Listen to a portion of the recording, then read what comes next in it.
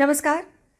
TNN live update के माध्यम से हम कई बार आप सब तक नई जानकारी पहुंचाया करते थे और इसी एक प्रकरण में हमें सुझाव आए आप सबकी ओर से और हमारे कई दर्शकों ने हमें ये सुझाव दिया कि ये जो नई जानकारी किसी एक बात के बारे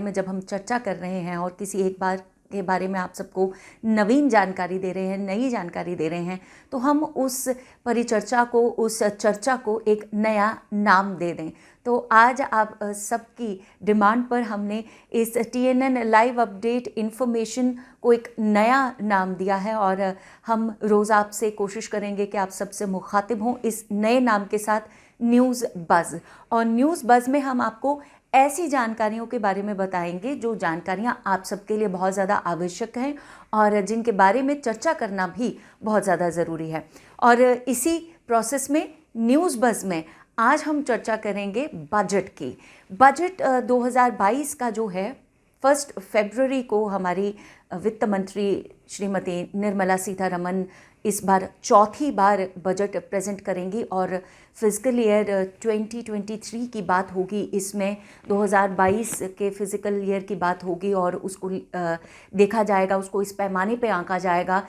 इस पैमाने पे बनाया जाएगा कि वो फिजिकल ईयर 2023 के लिए एक मार्गदर्शक साबित हो सके। तो अब इस साल बजट में क्या क्या होगा ये तो खैर वित्त मंत्री को ही पता होगा और उनके मंत्रालय के कर्मचारियों को ही पता होगा जो उनके साथ बैठकर टीम ये पूरा बजट इस समय बना रही होंगी। और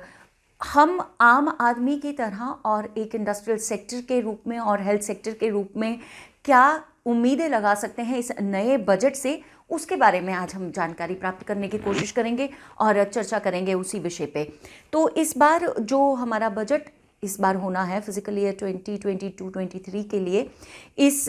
बजट के अनुसार 13 से 14% की नॉर्मल जीडीपी की बात की गई है। देखिए, जीडीपी की बात इसलिए की जाती है सबसे पहले क्योंकि सरकार का ये आंकड़ा होता है और ये सरकार ने तय करना होता है, तो ये सीधे तौर पर सरकार की जिम्मेदारी बनेगी। और सरकार इस बार ये चाहती है, the government is likely to assume, ये एजम्पशंस हैं, एजम्पशन ये है कि 13 से 14% की जो नॉमिनल जीडीपी है वो इस समय इस ईयर के लिए नॉमिनल जीडीपी उन्होंने व्यक्त की हुई है और वो एक्सपेक्ट करते हैं कि नॉमिनल जीडीपी जो है ये 13 to 14% आएगी। आपको बता दें कि फिजिकल ईयर 22 की जो जीडीपी नॉमिनल रही है वो 14.4% रही है, 14.4% रही है और इससे ज़्यादा वो बढ़ाने की कोशिश नहीं करना चाहते हैं क्योंकि देखिए कोविड का काल रहा है और हर किसी कंट्री में जो है जीडीपी ग्रोथ के बारे में अगर बात करें तो इन्फ्लेशन बहुत ज़्यादा नज़र आता है, इन्फ्लेटरी ग्रोथ जो है वो ज़्यादा नज़र आती है। तो उस चीज़ को मद्देनज़र रखते हुए 13 से 14% की नॉमिनल जीडीपी इसलिए एज्यूम की जा रही है क्योंकि अगर इससे ज़्यादा की वो एक्सपेक्ट करेंगे तो ये कहीं ना कहीं एक रॉन्ग नोशन देगा वर्ल्ड ट्रेड की ओर और वर्ल्ड इकोनॉमी की ओर। तो इसलिए 13 to 14% की नॉर्मल जीडीपी एक्सपेक्ट की जा रही है, नॉमिनल जीडीपी जिसे आप कहते हैं। अब इस दौरान जो है industries and commerce, agriculture and industries and commerce के जो हमारे मंत्री हैं पीयूष गोयल जी, उन्होंने कहा है कि एक्सपोर्ट टारगेट की अगर बात की जाए तो एक एजम्पशन लगाई जा रही है, एक्सपेक्टेड ग्रोथ जो है, एक्सपेक्टेड एक्सपोर्ट टारगेट की अगर हम बात करें तो वो $650 बिलियन के मुताबिक उन्होंने रखा हुआ है कि $650 बिलियन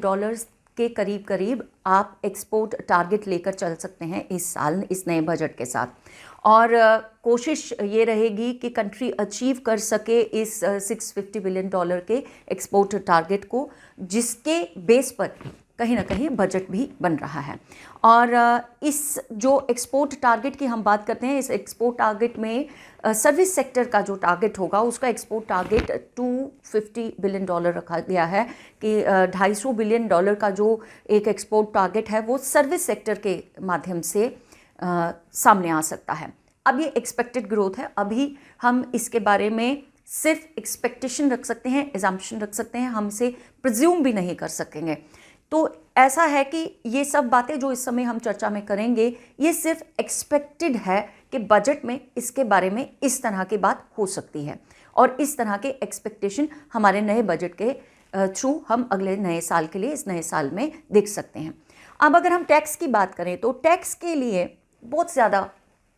एक्सपेक्टेशंस बढ़ी हुई हैं, क्योंकि हम आपको बता दें कि पिछले साल से ही, या जब ये कहना गलत नहीं होगा कि जब पहला बजट निर्मला सीतारमण जी ने अपना दिया था, ये चौथा बजट है जो निर्मला सीतारमण जी देंगी, और जो पहला बजट उन्होंने दिया था उसी में टैक्स की बात की गई थी और टैक्सेशन के सेक्टर में एक बहुत बड़ा बदलाव जो है वो शुरू किया गया था। अब टैक्स को लेकर के, क्योंकि कोविड महामारी से 2 साल मंदी के गए हैं और सैलरीड एम्प्लॉयज़ हैं हमारे यहाँ पे, और हमारे कुछ ऐसी जिसे हम मिडिल क्लास स्ट्रेटा कहते हैं, हालांकि that is the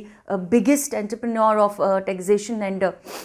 biggest target of taxation, लेकिन ये जो टैक्सेशन इस साल की, जो नए साल के लिए बजट के लिए एक्सपेक्ट की जा रही है, ये एक्सपेक्ट किया जा रहा है कि जो सैलरीड क्लास है, क्योंकि कोविड के दौरान सैलरीड क्लास को सबसे ज़्यादा नुकसान झेलना पड़ा है, और ये माना जा रहा है कि इस साल का जो बजट है, क्योंकि सीतारमण जी ने ये कहीं ना कहीं इशारा दिया है कि ये बजट जो होगा इस साल का, ये कहीं ना कहीं कॉमन मासेस के लिए राहत लेकर के आएगा। तो ये एक राहत की बात जब होती है तो सैलरीड एम्प्लॉयज़ जो हैं हमारे, वो राहत सबसे बड़ी उनको तभी मिल सकती है जब उनको टैक्स जो है वो कम देना पड़े। तो टैक्स के लिए सैलरीड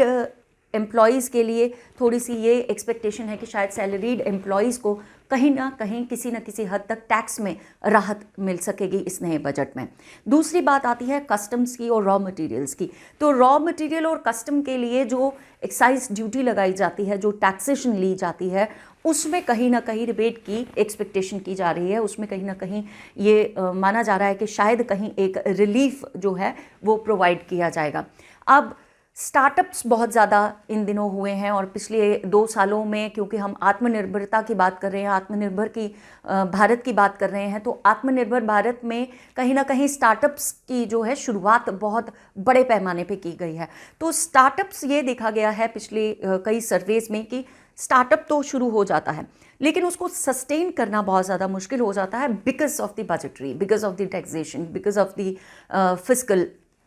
डेफिसिट्स। तो उस कारण को देखते हुए, उसको मद्देनज़र रखते हुए कहीं ना कहीं ये एक्सपेक्टेशन की जा रही है कि ये जो इस साल का नया बजट होगा, इसमें स्टार्टअप्स के लिए कुछ टैक्सेशन की रिलीफ प्रोवाइड की जाएगी, और उनकी सस्टेनेंस के लिए उन्हें कहीं ना कहीं कोई फाइनेंशियल रिबेट या फाइनेंशियल असिस्टेंस प्रोवाइड की जाएगी, ताकि स्टार्टअप अगर शुरू होता है तो उसमें कहीं ना कहीं उसको सस्टेन करने के, उसको मेंटेन करने के लिए भी राहत जो है कॉमन मासेस को मिल सके। क्योंकि स्टार्टअप्स जो हैं वो स्टार्टअप्स यंगस्टर्स कर रहे हैं और अपने पैमाने पे कर रहे हैं, अपने बलबूते पे कर रहे हैं, तो कहीं ना कहीं सरकार कहीं ना कहीं उन्हें थोड़ी सी राहत प्रदान ज़रूर कर पाए इस बजट पे। तो ये एक्सपेक्टेड है, कॉमन मासेस की एक्सपेक्टेशन है कि इस साल के नए बजट में स्टार्टअप्स के लिए कहीं ना कहीं टैक्सेशन रिलीफ प्रोवाइड किया जाए, और कहीं ना कहीं उनकी सस्टेनेंसबिलिटी को बढ़ाने के लिए उनको टैक्सेशन रिबेट्स भी मिले और साथ साथ में कुछ फाइनेंशियल असिस्टेंस भी मिले। अब इसके साथ अगर हम बात करते हैं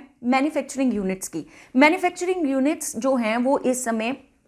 हमारे इंडस्ट्रियल एक्सपर्ट्स जो हैं उनका मानना ये है कि अगर हम इस बजट में मैन्युफैक्चरिंग यूनिट्स को थोड़ी सी रिबेट देते हैं, उनको थोड़ा रिड्यूस्ड टैक्स लिटिगेशन देते हैं, तो उससे कहीं ना कहीं मैन्युफैक्चरिंग यूनिट्स का जो उत्पाद है, जो भारत का उत्पाद है, कहीं ना कहीं वो बढ़ता हुआ नजर आएगा। और जिस टारगेट को, जिस एक्सपोर्ट टारगेट को अचीव करने की बात पीयूष गोयल जी कहते हैं, वो कहीं ना कहीं उस मैन्युफैक्चरिंग यूनिट के रिड्यूस टैक्स लिटिगेशन के माध्यम से हम अचीव कर पाने में समर्थ हो पाएंगे। तो एक अगर हमें स्टैंड लेना है कि हम अपनी इस एक्सपोर्ट टारगेट को अचीव कर पाए, उसके लिए कहीं ना कहीं मैन्युफैक्चरिंग यूनिट्स को हमें रिड्यूस्ड टैक्स लिटिगेशन जो है वो प्रोवाइड करनी पड़ेगी। अब इस सारी प्रोसेस में अगर हम देखें, ये इंडस्ट्रीज़ जो हैं हमारी, ये देखा गया है कि पिछले 2 साल में जब से कोविड की महामारी शुरू हुई है, तब से हर किसी कंट्री का इंडस्ट्रियल सेक्टर जो है उसे क्षति पहुंची है किसी न किसी तरीके से, लेकिन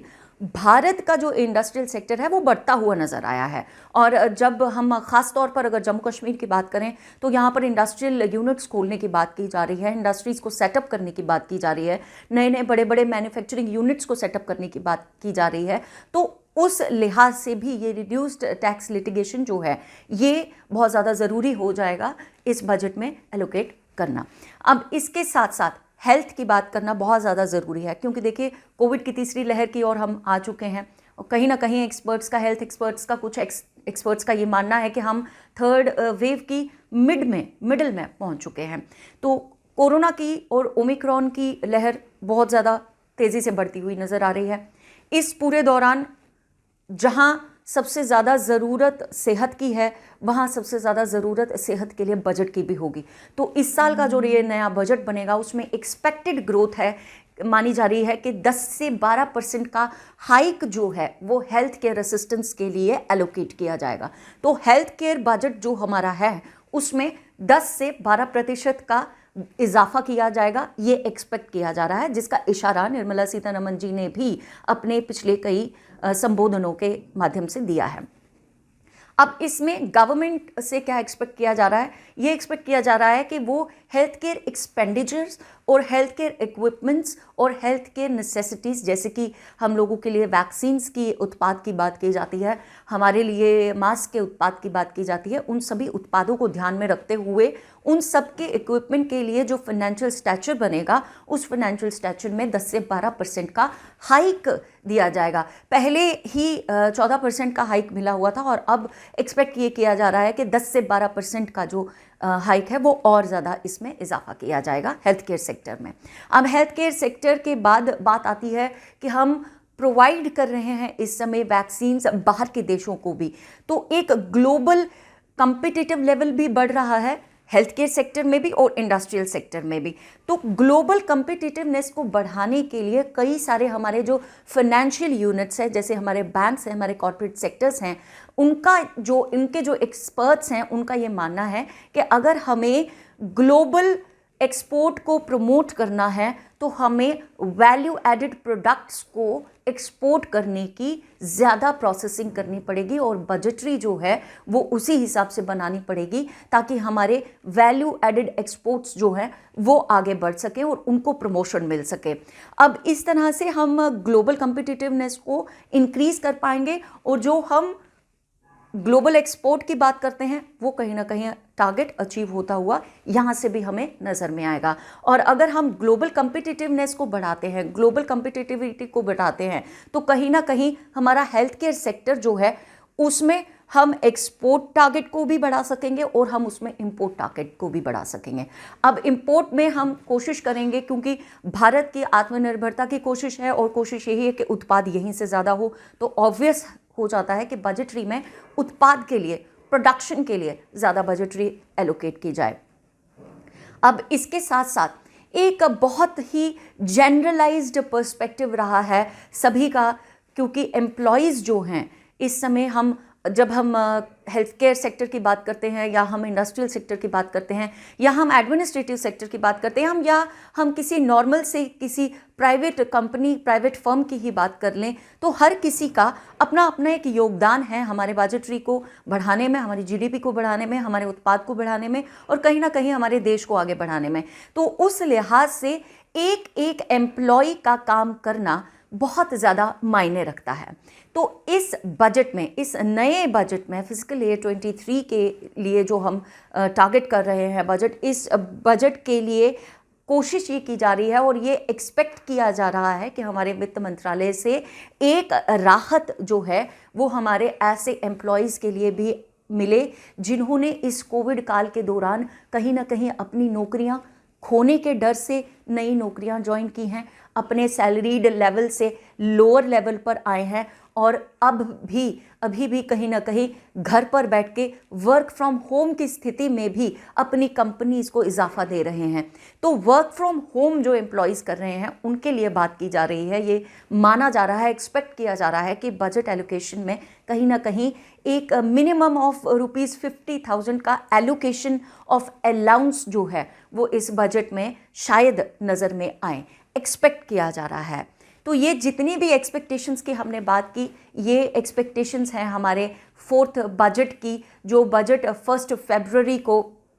नए फिजिकल ईयर के लिए अनाउंस किया जाएगा फाइनेंस मिनिस्टर निर्मला सीतारमण की ओर से। और ये बजट में